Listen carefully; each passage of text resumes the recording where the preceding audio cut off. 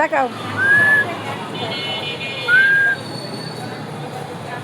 তাকাও, এদিকে তাকাও, এদিকে তো তাকাও। উড়ি মাগু, সে কিন্তু একা একা বসে আছে, একা একা বসে আছে। যেহেতু সে উড়ি উড়ি করতে পারে না, তার জন্য বাইরে নিয়ে আসছে। যদি উড়ি উড়ি করতে পারতো তাহলে কিন্তু ওরে আমি এইভাবে বাইরে আনতাম না, হার্নেস পরাই আনতাম।